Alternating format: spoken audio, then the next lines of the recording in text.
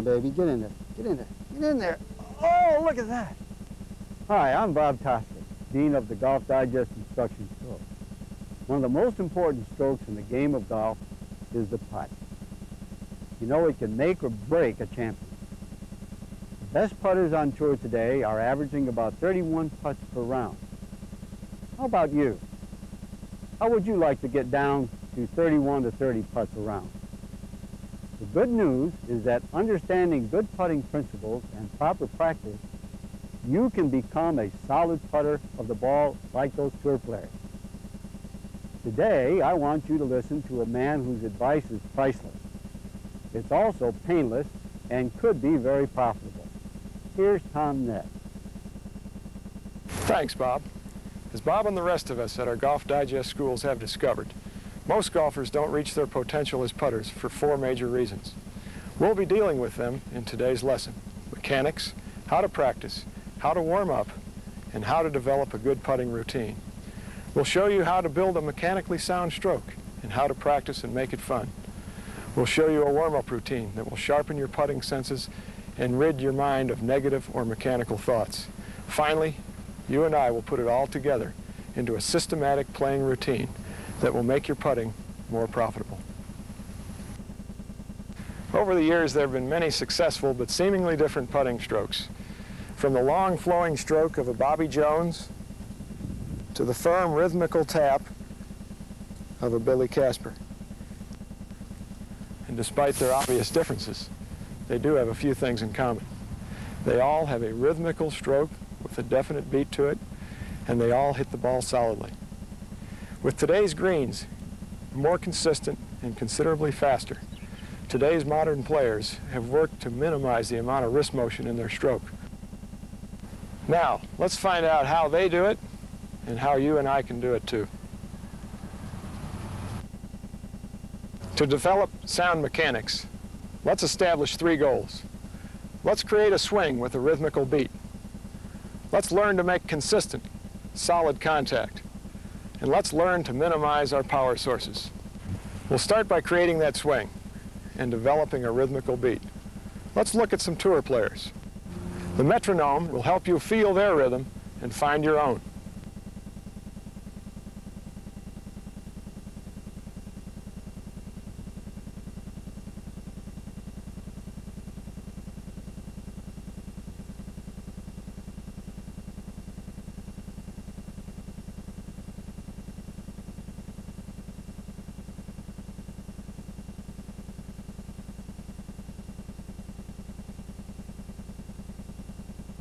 Experiment with the Goldilocks theory.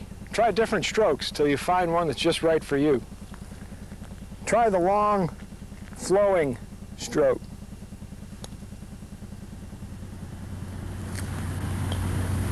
And then try the shorter, firmer tap. And find which one gives you the best result.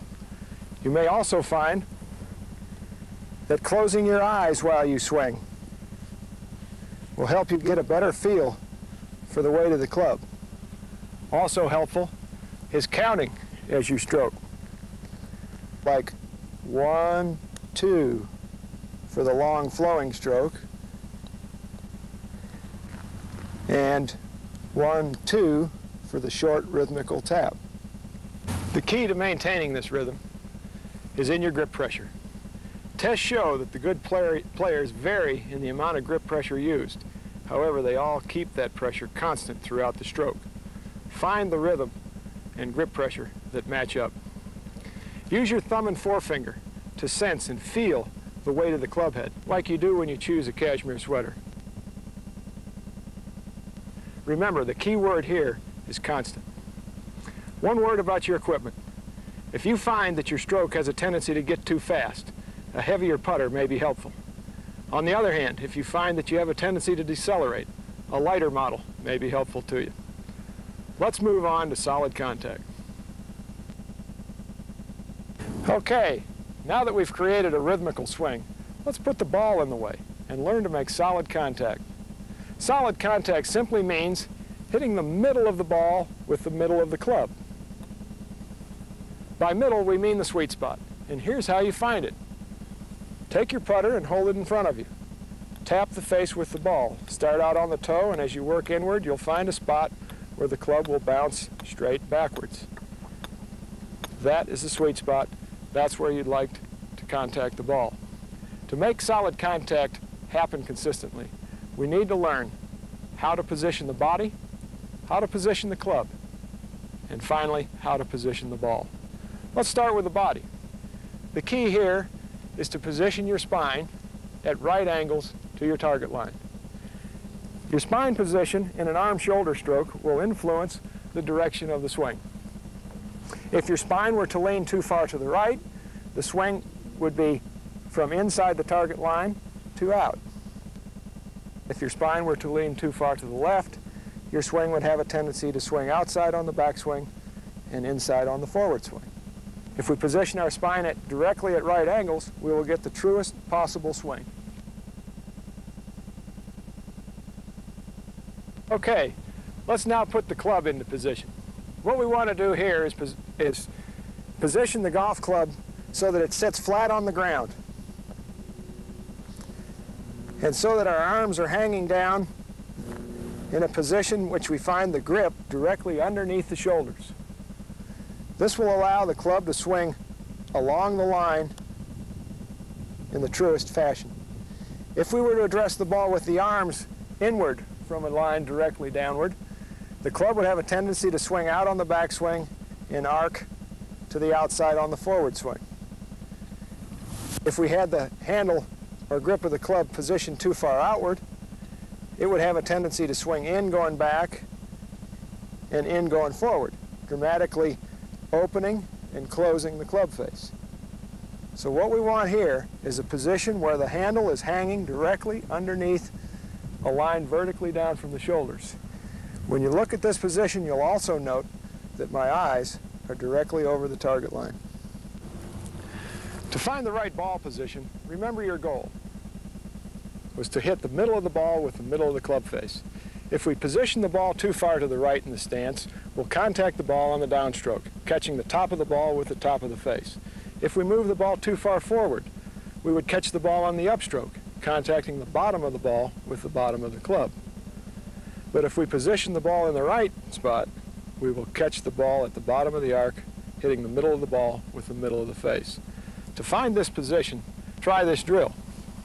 Take a nickel and a quarter and place the nickel on top, and then address it as if it were the golf ball. If your weight is distributed directly over the coins, as you swing, the club will knock the nickel cleanly off the quarter. If your ball position is too far to the right, and you've leaned your weight too far to the left, when you swing, you will move both coins.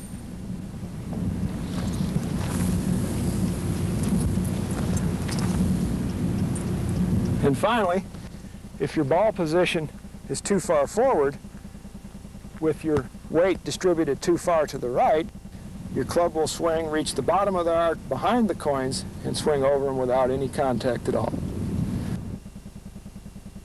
Remember that your ball position and your weight distribution are directly correlated, and you can find it simply by practicing this exercise. Let's simplify our putting stroke by minimizing our power sources. Why? Because the fewer things that go on during the stroke, the less chance for error. Most of the better players today have developed a stroke where they've unified the shaft of the golf club and the arms so that they swing together in one unit. To achieve this one levered swing, we want to focus on the grip. And we have two goals here. Number one, that we grip the golf club so that an extension of the club would be right in between the forearms. Number two, we want to position the hands on the golf club so that the hands are either facing one another or turned outward. If you choose this method, make sure that you turn them outward the same degree in each hand. The more outward you turn them, the less chance for the wrist to get into the act. Now here's a checkpoint that we'd like you to try. Hold the club parallel to the ground, and then grip the club with your elbows comfortably at your side. When you grip the club, you want to make sure that the shaft of the club is in line with the arms. An extension of the shaft would be cradled between them, so that the left arm would be directly in front of the grip and the right hand and arm directly behind. If the shaft is parallel to the ground and your forearms are parallel to the ground, then you're in the correct position for a one-levered stroke. Simply bend from the hips and the knees until your club is soled on the ground. Now you're ready to play. Let's watch some of the tour players and see how they do it.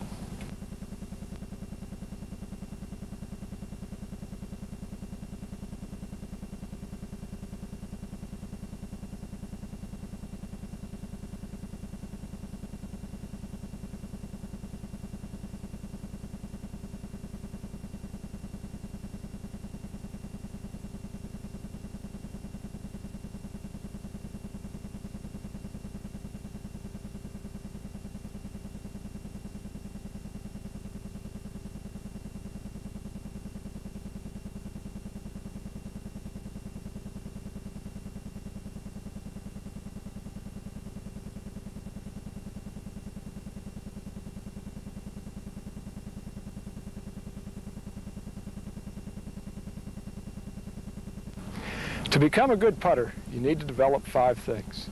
You need to have good distance or speed control. You need to know how to aim and control the direction of your shots. You also need a repeating stroke, the right mental attitude, and the ability to read the greens. The good news is that these things can be practiced, and here's how. Distance or speed control is the most important because it also determines the line. Here's a drill that we think will help, the ladder drill.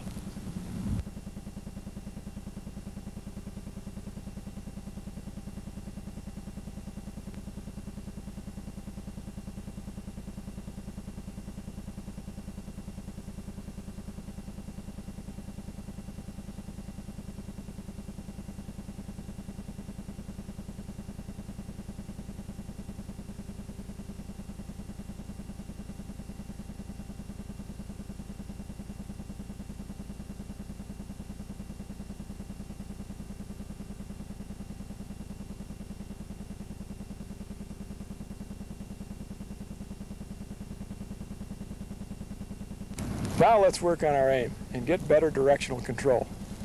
Most important here is that you practice in a controlled environment where you know the golf club is aimed properly. Here are 2 examples.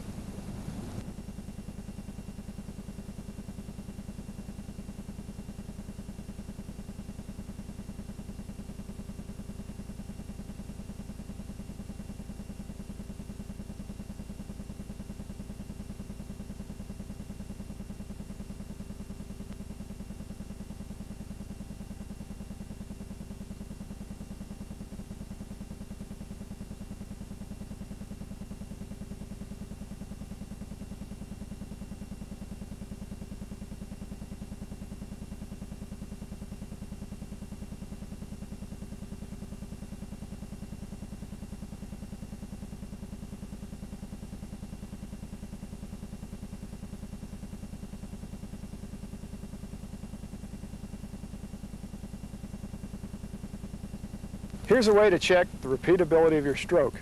Try this cluster drill.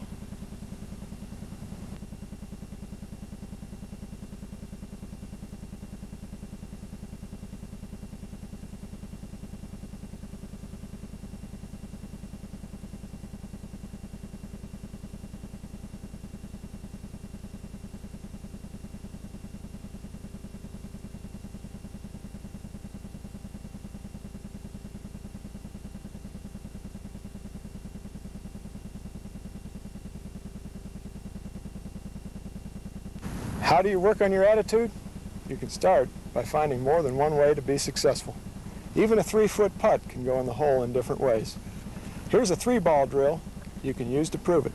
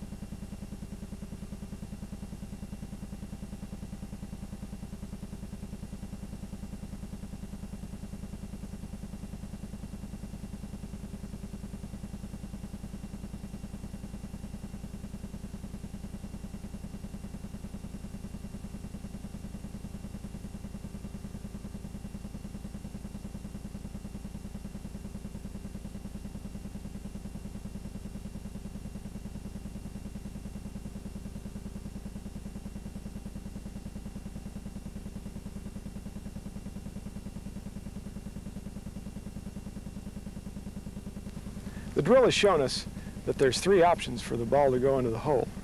Work at picking the option that puts your mind at ease so your body can perform.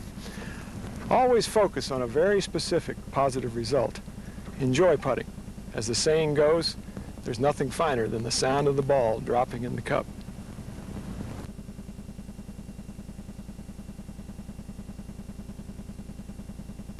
Let's talk about green reading. The 2 most important aspects of green reading are speed and slope. And here's a drill that will help you with both.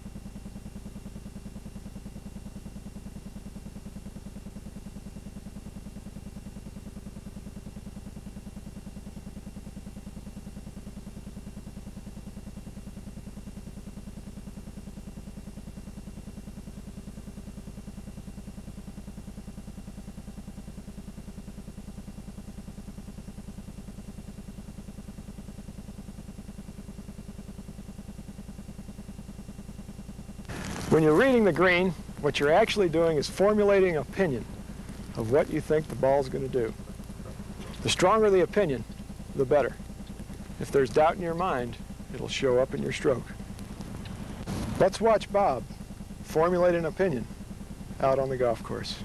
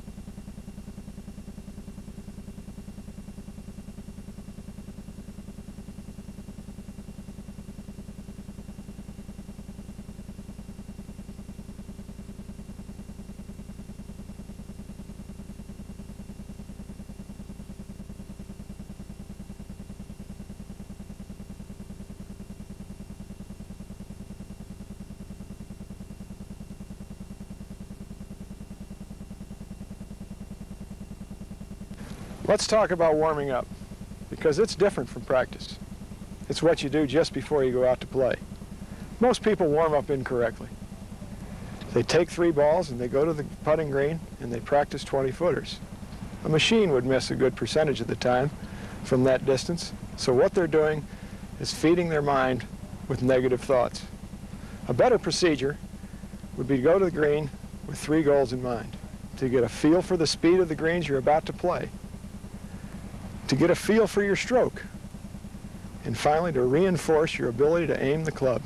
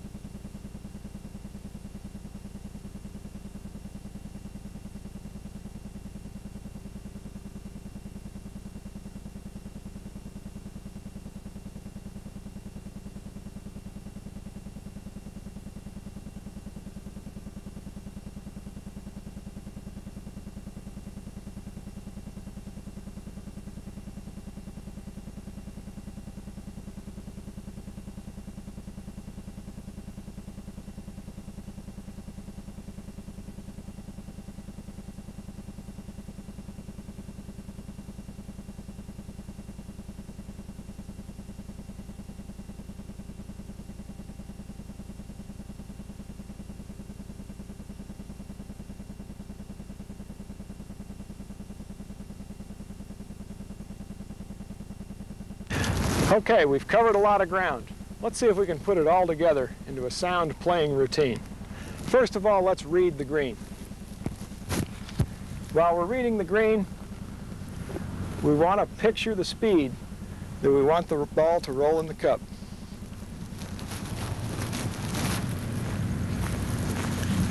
We want to visualize the line that the ball will take. Once we've formulated a strong opinion, let's rehearse the stroke that we think will produce the correct speed. And let's aim the club, tracking the eyes down the intended line. When you're happy with your aim, we position the body. Track the eyes one more time, and then we go for it.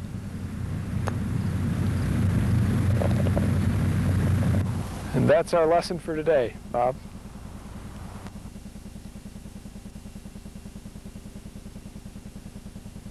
Well, you can't make them all. Thanks, Tom. That was a really productive session. What more can I say? Tom's given us a complete and comprehensive guide to successful putting. We've worked on mechanics, distance control, aim and direction control, a positive attitude, and how to read greens. I do want to emphasize the importance of practice.